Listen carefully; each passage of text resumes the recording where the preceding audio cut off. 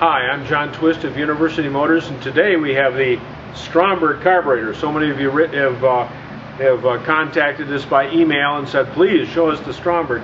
Well, this Stromberg's a 150. It's off a Triumph Spitfire, not an MG, but you know they're all the same. Now, some people might say, this is the way you fix these carburetors, but really there's a way that we can do it and make sense out of it.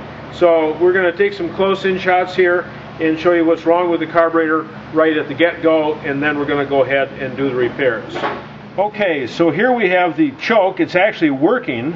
You can see that the this piece here, the cam, is distinct and is loose. That's good. Our air kick piston up on top is loose. That's good. And the needle, which controls the mixture, he's okay. But we've got a real common problem here, and that is that the axle here is loose. You can see the axle is rocking around. That's never good. And secondly, look at this. Someone's put a cork gasket on here. I've never seen a cork gasket. Does that come in Triumph rebuild kits? Is it homemade? We'll find out in just a minute. So we've taken the screws out. These are 1032 screws. They're special because they're slotted, copper colored, but they're still 1032. Here's our gasket. That looks pretty homemade to me, and that may be part of the problem why it's running rich. Anyway, here's our choke. Now we're going to go over on the tabletop and take a closer look at it. Okay, here's our guy here, our automatic choke. We're going to take out this little rubber piece here. I've never thought it was important if that was in or out, but as long as it's here, we'll use it. Here's our screw, which has got a lock washer on it. That's wrong. I must have left the other screw over at the car. The insulator, these you can buy new, but be very, very cautious of them because they crack very easily. This one's cracked. Now we can go ahead and grab onto the axle here with a pair of vice grips and take our socket here on the back. It's a 5/16 socket, and loosen the lock nut on the back side.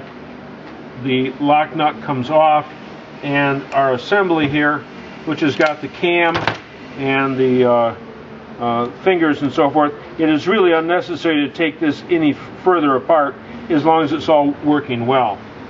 Then we have our breather here on top. Now the swedge on top of here has failed, so this thing's broken apart. But we use a 3/8 wrench and take this guy apart here. He's out, and now we can get out the needle, which is the metering needle for the choke. He comes out, and then we can take our 3 screws out here, and the vacuum kick piston. I'm sure that's not the official name for it, but the vacuum piston here on the top will pop out. Matter of fact, it'll pop across the shop unless I'm careful here. This is on a pretty long spring-loaded spring here. So here are the pieces here that I've got it so far apart like this. You can stop here, which is what we're going to do today, and not worry about the barrel down inside. That's got O-rings on it too, but that's a little more complicated. Now, the bottom, the contact surface here, the mating surface where it goes up against the carburetor, this becomes concave. So we're going to take my mill here and a piece of fresh 180 paper, and we're going to sand this.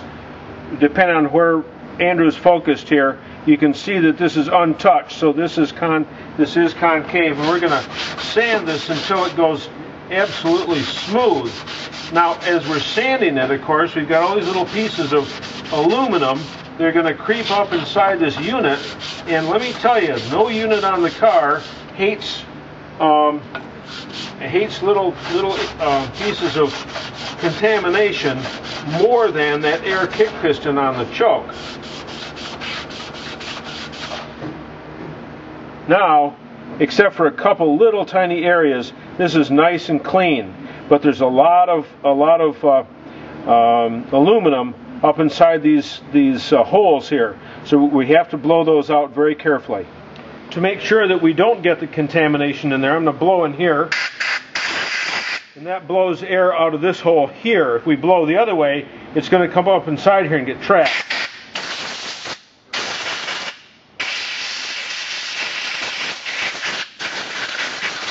That's our first clean. Our next one is going to be with carburetor cleaner.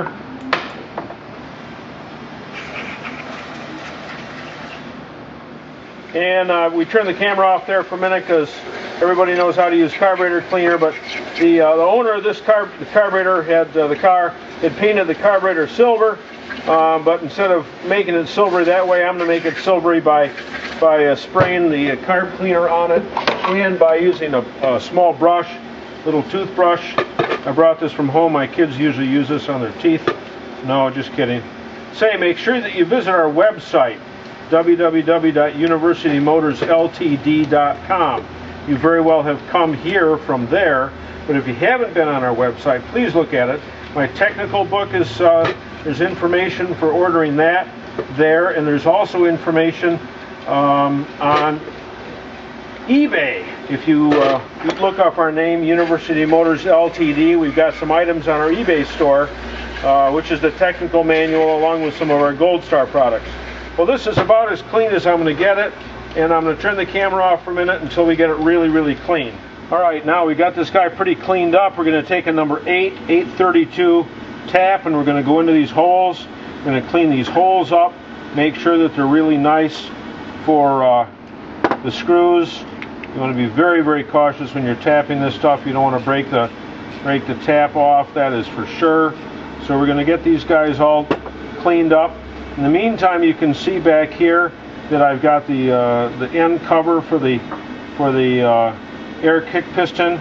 He's all nice and clean now. I've cleaned up the air kick piston itself down here with carb cleaner. And again, this is an 832 screw, and that's the size screws you can use to hold the heat mass onto the side of the carburetor. And we're shooting along here trying to get this whole thing done in 7 minutes, so we have to keep taking breaks. So we'll be back in just a sec.